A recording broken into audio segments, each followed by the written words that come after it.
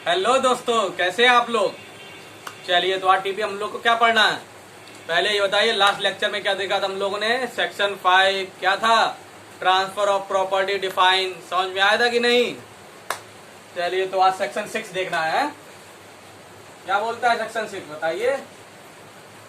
What में be transferred, what में be transferred मतलब अब ट्रांसफर ऑफ प्रॉपर्टी डिफाइन तो हो गया। ये ट्रांसफर ऑफ प्रॉपर्टी कैसे होगा, सेक्शन 5 में क्या क्या ट्रांसफर हो सकता है, ठीक है, वो सेक्शन 6 में बताया गया है। इसकी हेडिंग ही यही है कि व्हाट में बी ट्रांसफर्ड। अंदर ये दिया हुआ है what can not be transferred, ठीक है। क्या क्या चीजें हम ट्रांसफर नहीं कर सकते वो सेक्शन 6 में दी हुई हैं, लेकिन इसकी हेडिंग क्या बोलती है, व्हाट में बी ट्रांसफर्ड। बहुत इंपॉर्टेंट सेक्शन है। इसमें प्री में 1-2 क्वेश्चन आने ही आने होते हैं, और मेंस में या तो ये शॉर्ट में पूछ लिया जाता है या लॉन्ग में पूछ लिया जाता है। सेक्शन 5 और 6 एक साथ पूछ दिए जाते हैं, ठीक है। तो ध्यान से पढ़िएगा क्या होता है व्हाट में बी ट्रांसफर। सेक्शन 6 क्या कहता है, property of any kind, property of any kind may be transferred except as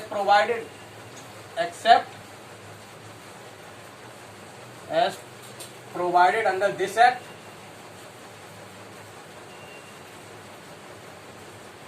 or any other law for the time being in force, any other law for the time being in force, ठीक है।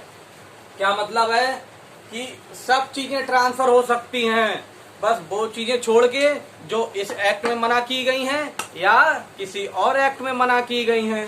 तो इस act में मना की गई हैं, इसका मतलब जो चीजें सेक्शन 6 में मना की गई हैं। अदर लॉज में जो जो मना किया गया हो। फॉर एग्जाम्पल हिंदू लॉ में क्या मना किया गया है, प्रॉपर्टी डेडिकेटेड टू आइडल। समझे कि नहीं।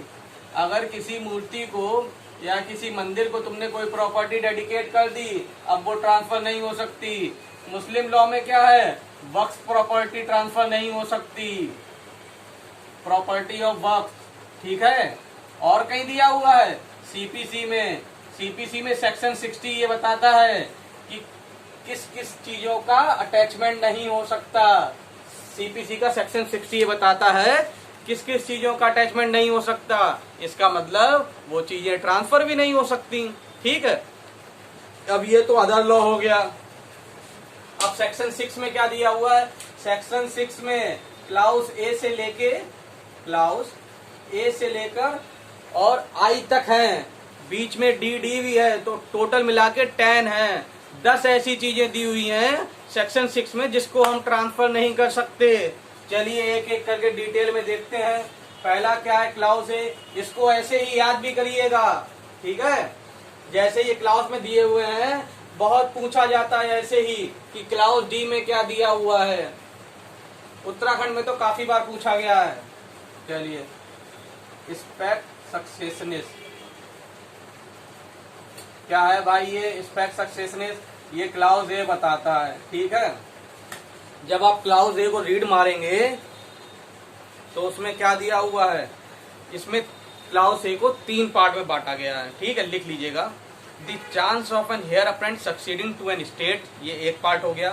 The chance of a relation obtaining a legacy on the death of a kinsman, ये दूसरा पार्ट हो गया। और any other mere possibility of like nature cannot be transferred, ठीक है। तो क्लाउज ए में जो स्पेक्ट सक्सेसनेस है, इसका मतलब क्या होता है, इसका मतलब होता है मेयर चांस ऑफ सक्सेशन, ठीक है। कि किस बस चांस है आपका कि आप उसको सक्सेशन कर सकते हैं, मतलब सक्सीड कर सकते हैं। स्पेक्ट सक्सेशन का मतलब इतना है, ठीक है। अब जैसा कि स्पेक्ट सक्सेशन को 3 पार्ट में बांटा गया, तो देखते हैं एक एक करके। The chance of an heir apparent, chance of an heir apparent succeeding to an state,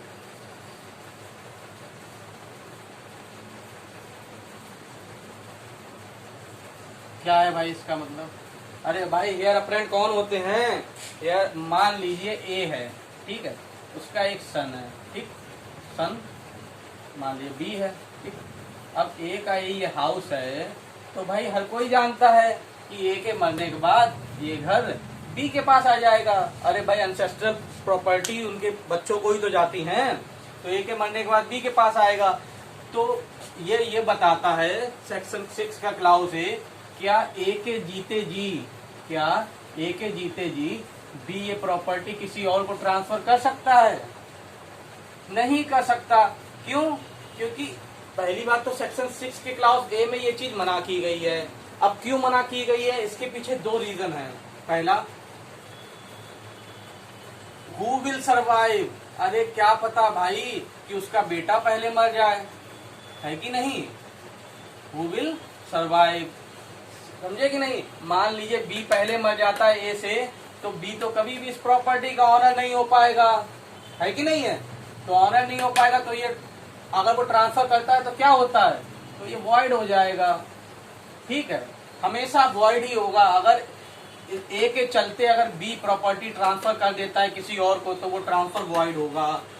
reason हम लोग देख रहे हैं कि क्यों ऐसा मना क्यों किया गया है, क्योंकि 2 चीजें हैं। पहला तो हु विल सर्वाइव, अरे भगवान जाने कौन जिएगा भाई, ए जिएगा ज्यादा कि बी ज्यादा जिएगा। दूसरी बात, क्या पता ए जो है वसीयत वो किसी और को लिख दे, ठीक है।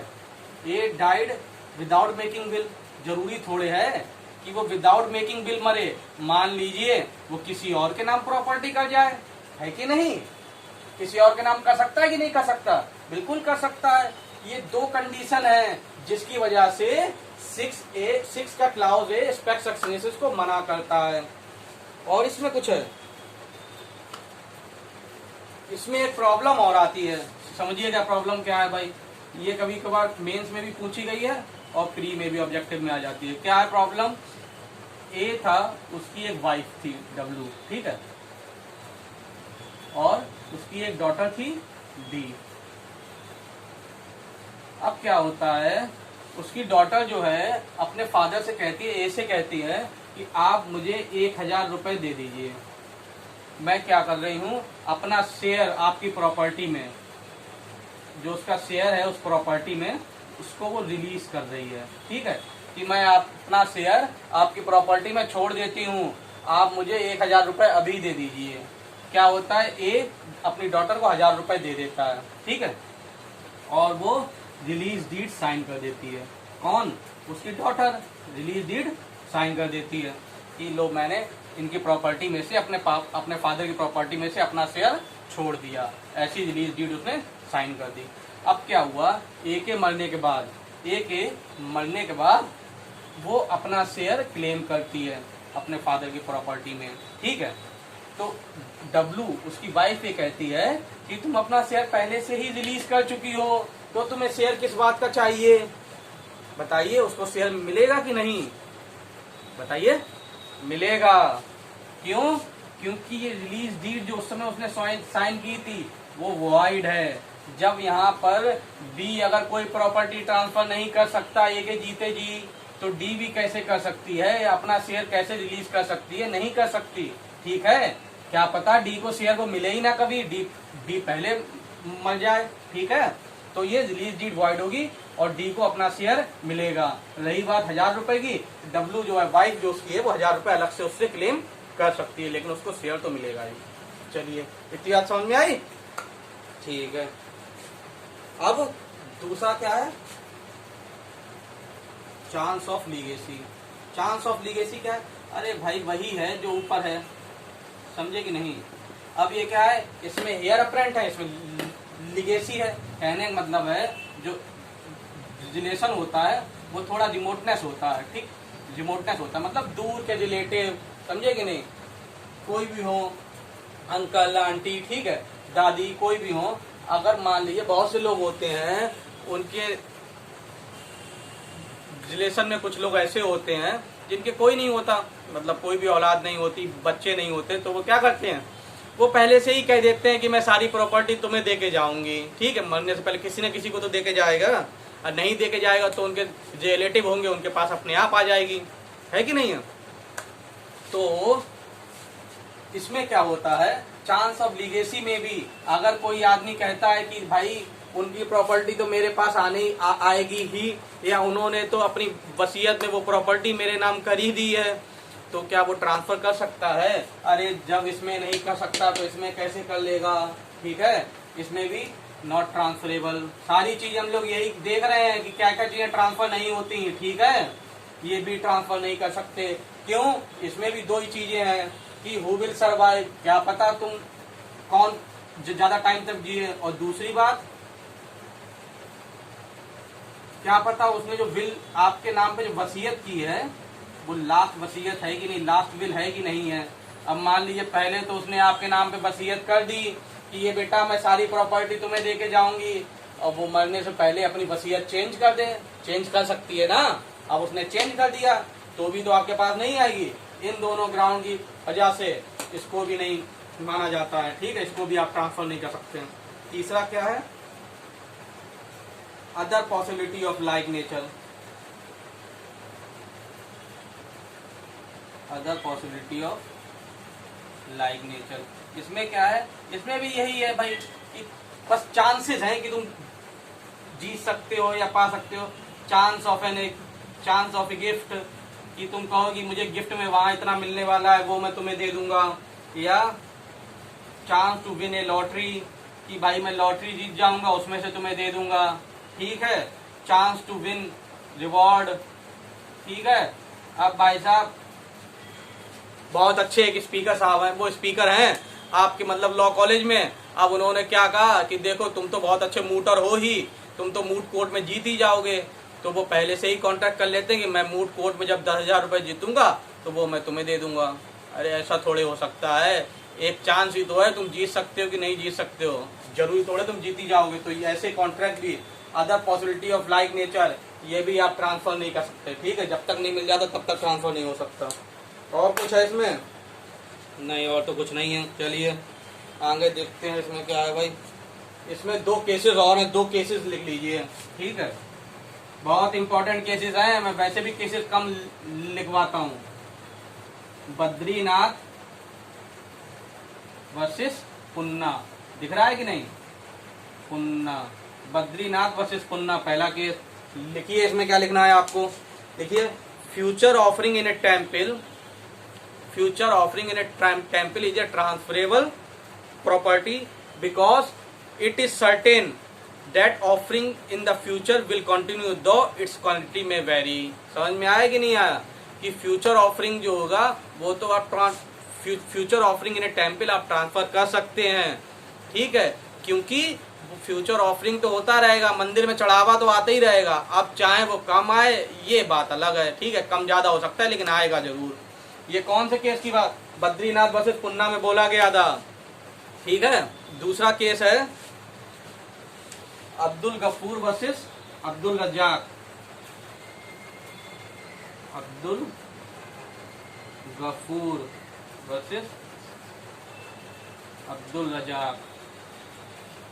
क्या हुआ था इसमें? ये अभी लास्ट ईयर हिमाचल में पूछा गया था, 2018 या 19 में। ठीक है, अब्दुल गफूर वर्सेस अब्दुल रज्जाक। बस आपको ये ध्यान रखना है, ये स्पेक्ट सक्सेशन का केस है और इसमें ये बोला गया था स्पेक्ट सक्सेशन जो है वो मुस्लिम लॉ पे भी अप्लाई होता है। ठीक, चलिए कितनी बात समझ में आई? चलिए अब दूसरा देखते हैं।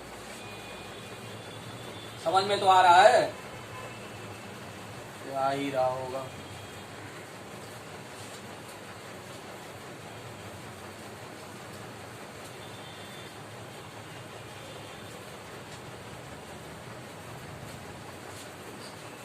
Mayor right of re-entry, clause B. ऐसे ही याद कर लीजिएगा। अगर मान लीजिए उसमें आता है, प्री में आता है, तो ऐसे ही लिख के आएगा स्पेक्ट सक्सेशन कहाँ दिया हुआ है, 6A में, 6B में, 6C में कि 6D में। ठीक है, तो क्योंकि पूरा सब क्लाउज तो लिख के आएगा नहीं, है कि नहीं, तो आप ऐसे ही याद कर लीजिएगा। अब mayor right of re entry क्या होता है, ये भी आप ट्रांसफर नहीं कर सकते हैं। अब मान लीजिए ए ने कोई प्रॉपर्टी बी को दी लीज पर, ठीक है, 3 साल के लिए, और साथ में एक कंडीशन लगाई कि अगर तुमने इसमें कोई भी कुआं खोदा, ठीक है, कुआं खोदा, कोई भी लैंड में उस जमीन में अगर तुमने कुआं खोदा तो मैं तुमसे वो प्रॉपर्टी वापस ले लूंगा, ऐसा उसने लीज में एक कंडीशन लगा के बी को दे दी। अब क्या हुआ, बी ने उसमें कुआं खोद दिया, कंडीशन का वॉयलेशन किया, ठीक, बी ने कंडीशन का वॉयलेशन किया। अब क्या होगा, ए जो है क्या सी को कह सकता है कि तुम बी से पोजीशन ले लो, कह सकता है क्या? नहीं कह सकता, क्योंकि ये राइट ऑफ री एंट्री है, mayor right of re entry. आप दोबारा पोजीशन ले सकते हैं ना, ये राइट सिर्फ आपके पास है, ठीक है, ये राइट आप किसी और को, सी को ट्रांसफर नहीं कर सकते। इतनी सी बात कहना चाहता है, mayor right of re entry. अगर है कोई कंडीशन है तो आप खुद लीजिए, किसी थर्ड पर्सन से नहीं कह सकते कि तुम position mayor right of re entry तुम इस्तेमाल कर लो। और कुछ है इसमें? और तो कुछ है नहीं। क्लाउज सी, क्लाउज सी क्या है? Easement, easement apart from dominant heritage. Dominant heritage क्या भाई मतलब है इसका? एक फेमस लाइन है वो याद रखिएगा, easement always go with dominant heritage. Easement right always go with dominant heritage. क्या मतलब है इसका? कि आप किसी को खाली ईजमेंट राइट, खाली ईजमेंट ट्रांसफर नहीं कर सकते। कैसे समझेंगे देखते हैं। पहले ये समझिए, मान लीजिए ये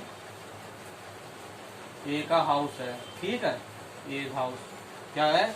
ये ए का हाउस है, और ए के हाउस से रोड तक जाने के लिए, ठीक है, ए के हाउस से रोड तक जाने के लिए जो रास्ता है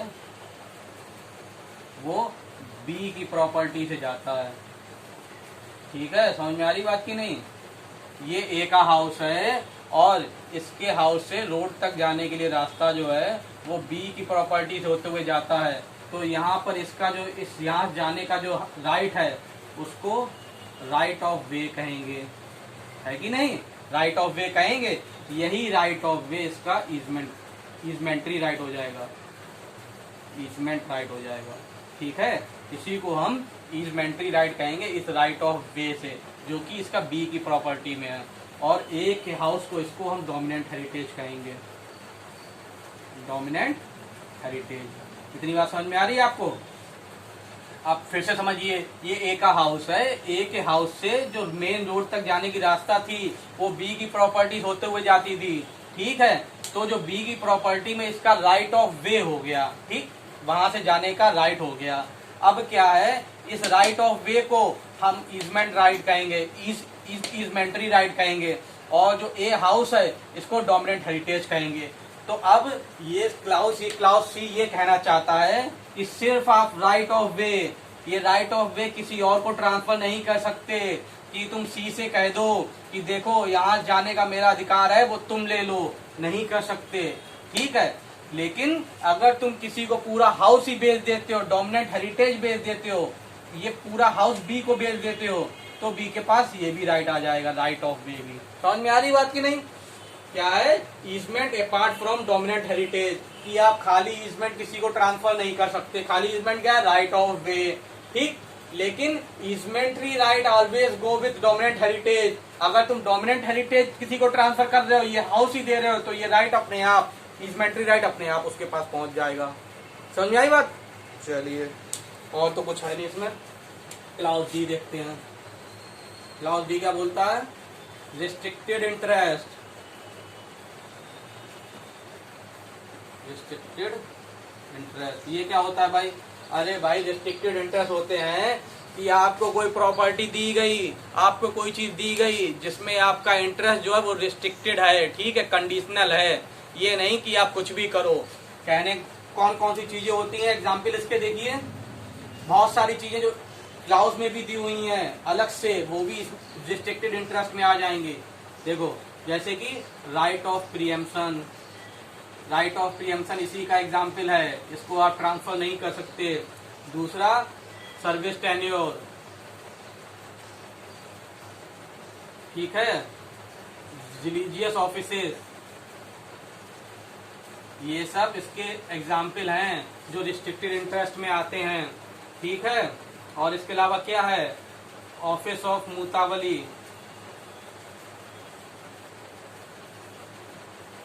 ठीक है, महंत ऑफ मठ, किसी मठ का महंत, ठीक है। और क्या हो सकता है, और बताइए, और आपका मेंटेनेंस, मेंटेनेंस अलग से भी दिया हुआ है लेकिन इसमें भी आता है मेंटेनेंस। ठीक है, ये सब चीजें हैं जो रिस्ट्रिक्टेड इंटरेस्ट में आ जाती हैं, जिन्हें आप ट्रांसफर नहीं कर सकते किसी और को। अब मान लीजिए कोई यूनिवर्सिटी मुझसे अगर कॉन्ट्रैक्ट करती है कि आप मेरी यूनिवर्सिटी में पढ़ाइए, ठीक है, तो क्या मैं वो किसी और को दे सकता हूँ? क्या मैं ये कह सकता हूँ कि नहीं यार तुम पढ़ाओ यार मेरी जगह, मैं आपको दे दूँ? क्या दे सकता हूँ? नहीं दे सकता। ठीक है, यही सब चीजें हैं जो आप ट्रांसफर क्यों, क्योंकि वो यार वो क्वालिफिकेशन पे, आपकी नॉलेज पे, ठीक है, प्रोफेशनल स्किल पे, इन सब चीजों पे दी गई है ना। ऐसे थोड़े तुम किसी को ट्रांसफर कर सकते हो। और एक सिंपल इसका एग्जाम्पल समझिए, ठीक है। मान लीजिए ए के पास एक लैंड थी, ठीक है, उसने क्या किया, वो लैंड बी को 1 वीक के लिए दी है कि वो वहां पर अपनी बेटी की, डॉटर की मैरिज करा सके।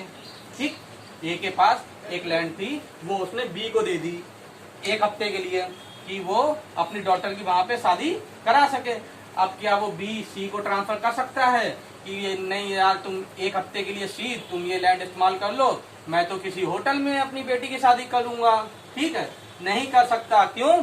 क्योंकि पर्टिकुलर पर्पस के लिए आपको दी गई है। ठीक है, आप किसी और को ट्रांसफर थोड़े कर सकते हो। अगर आप इस लैंड का इस्तेमाल कर सकते हो तो सिर्फ अपनी बेटी की शादी के लिए, जिस पर्पस के लिए आपको दी गई है, उसके अलावा नहीं। और कुछ है भाई इसमें? और तो कुछ है नहीं। चलिए, right to future maintenance, DD, क्या है ये?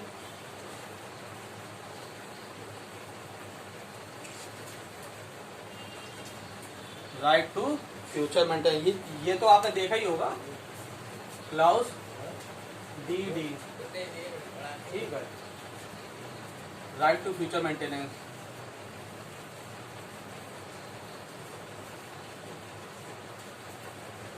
क्या होता है ये भाई साहब? ये राइट टू फ्यूचर मेंटेनेंस क्या है? एक बार ये पूछा गया उत्तराखंड में कि ये कब जोड़ा गया? 1929 में जोड़ा गया। ठीक है, कब जोड़ा गया? 1929 में। Right to future maintenance, right to future maintenance भी ट्रांसफर नहीं हो सकता है।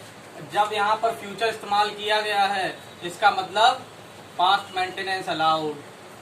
ठीक है, पास्ट मेंटेनेंस अलाउड। अब आप लोग जानते होंगे मेंटेनेंस जो है वो 2 तरीके से दिया जा सकता है। पहला, या तो पार्टी आपस में सेटल कर लें, ठीक है, हस्बैंड वाइफ मिलके आपस में सेटल कर लें कि आप हमें इतना मेंटेनेंस दीजिएगा या मैं तुम्हें इतना मेंटेनेंस दूंगा, या कोर्ट डिक्री या कोर्ट के ऑर्डर से वो पास हुआ हो कि इसको इतना मेंटेनेंस दिया जाएगा। तो क्या होता था, इसमें हाई कोर्ट्स के अलग अलग व्यू थे। एक हाई कोर्ट कहता था देखो, जो पार्टीज ने खुद मेंटेनेंस डिसाइड किया है वो ट्रांसफर नहीं हो सकता, लेकिन जो कोर्ट की डिक्री से पास हुआ है वो ट्रांसफर हो सकता है। ठीक, दूसरा हाई कोर्ट इस पे एग्री नहीं हो रहा था, वो कहता था कि दोनों टाइप के मेंटेनेंस ट्रांसफर नहीं हो सकते हैं। तो इसीलिए इस चीज को सॉल्व आउट करने के लिए क्लाउज DD जोड़ा गया 1929 में, जिसमें ये बोला गया कि फ्यूचर मेंटेनेंस चाहे वो कोर्ट द्वारा हो चाहे खुद डिसाइड किया हो, ट्रांसफर नहीं हो सकता। लेकिन पास्ट मेंटेनेंस है, पहले से पास हुआ है, उसको आप ट्रांसफर कर सकते हो। ठीक है, इतनी सी बात है, और तो कुछ है नहीं इसमें, और कुछ नहीं है। चलिए, अब क्या है, clause E, mere right to sue. Mere right to sue क्या है कि अगर आपके पास मेयर राइट टू सू है, ठीक है, अब क्या होता है, इसमें 2 टाइप के होते हैं। क्या? अगर कोई भी अनसर्टेन और इनडेफिनेट, ठीक है, अनसर्टेन और इनडेफिनेट अमाउंट का कोई भी आपको राइट टू सू है, for example breach of contract, breach of contract और टॉर्ट, इन दोनों केसेस में क्या होता है, जो डैमेजेस होता है वो अनसर्टेन होता है और इनडेफिनेट होता है, ये नॉट ट्रांसफरेबल, इनको आप ट्रांसफर नहीं कर सकते, ठीक है। लेकिन अगर सर्टेन होगा, सर्टेन अमाउंट ऑफ डैमेज है, तो उसको हम लोग क्या कहेंगे, एक्शनेबल क्लेम, और एक्शनेबल क्लेम जो है उसको आप ट्रांसफर कर सकते हैं। एक्शनेबल क्लेम तो ट्रांसफर हो जाता है ना।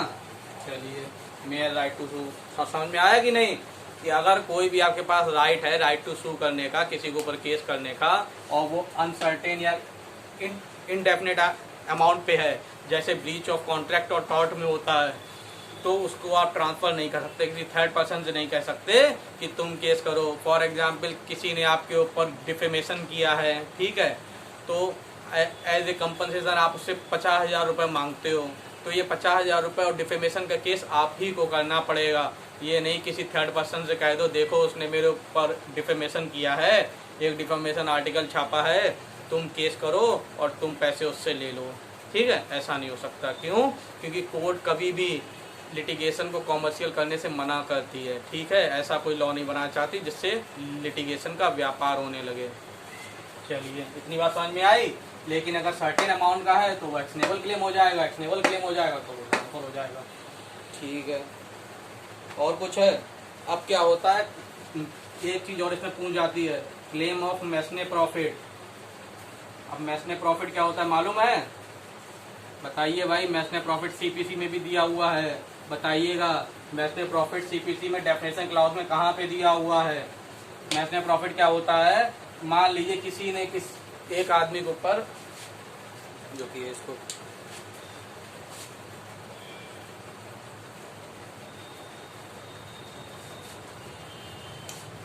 ए ने एक हाउस था, ठीक है, जिसमें बी का पोजीशन था, ठीक। पोजीशन किसका था? बी का। तो क्या किया, ए ने इस हाउस में अपनी ऑनरशिप क्लेम की, ठीक। अब 3 साल बाद वो केस जीत गया, ठीक। 3 साल बाद ये केस जीत गया और ये हाउस उसने ले लिया। अब जो 3 साल में बी ने इस प्रॉपर्टी से जितनी भी इनकम हुई होगी उसे, ठीक है, 3 साल के अंदर इस प्रॉपर्टी से बी को जितनी भी इनकम हुई होगी उसको हम मैसने प्रॉफिट कहेंगे, ठीक। अब क्या ये वाला क्लाउज ई क्या बोलना चाहता है? क्लाउज ई ये बोलना चाहता है कि ये जो राइट ऑफ मैसने प्रॉफिट है, इसको क्लेम करने का वो ए किसी थर्ड पर्सन को नहीं दे सकता। किसी से कह दे कि देखो पोजीशन तो मैंने ऑनरशिप तो इस पे ले ली है, अब मैसने प्रॉफिट जो है वो तुम ले लो इससे, ऐसा नहीं हो सकता। अगर मैसने प्रॉफिट चाहिए ए खुद ही क्लेम कर सकता है, किसी और को ट्रांसफर नहीं कर सकता। तो क्लेम ऑफ मैसने प्रॉफिट भी नॉट ट्रांसफरेबल, ये भी ट्रांसफर नहीं हो सकता। इतनी बात समझ में आई? चलिए, अब क्या है, clause D, public office and salary. अब क्या है ये, क्या पब्लिक ऑफिस और सैलरी और पब्लिक ऑफिसर ट्रांसफरेबल है? नहीं। अरे भाई, कल आप जज बन जाओगे तो क्या आप ये कह सकते हो यार जज में मजा नहीं आ रहा, मैं तो लिटिगेशन करूंगा, जज की नौकरी जो है, पोस्ट जो है, ऑफिस जो है, अपने छोटे भाई को दे देता हूँ। नहीं कर सकते आप, है कि नहीं? क्यों? बहुत आप भी जानते हैं कि वो किस पे, आपकी क्वालिफिकेशन पे, नॉलेज पे, आप इन सब चीजों पे डिपेंड था, उस पे आपको मिली हुई थी, ठीक है। आप किसी और को ट्रांसफर नहीं कर सकते। अब उसकी सैलरी भी आप किसी और को ट्रांसफर नहीं कर सकते।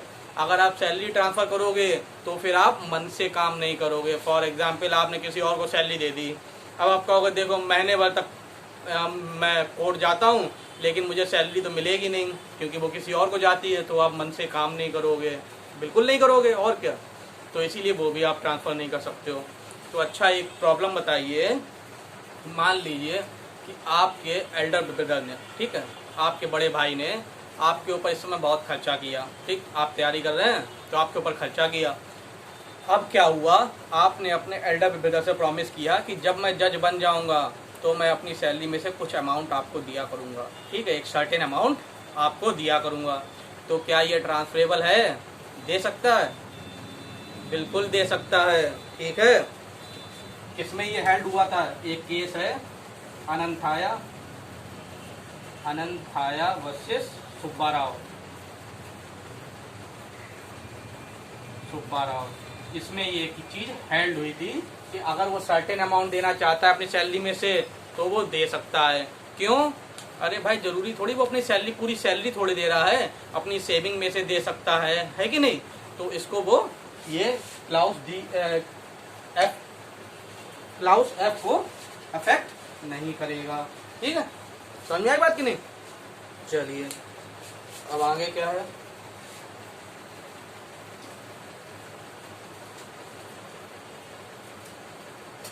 एक दो क्लाउज और रह गए ना, जी है, एच है, आई है। क्लाउज जी क्या कहता है?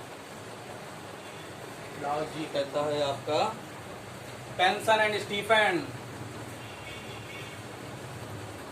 Pension and स्टीफेंड।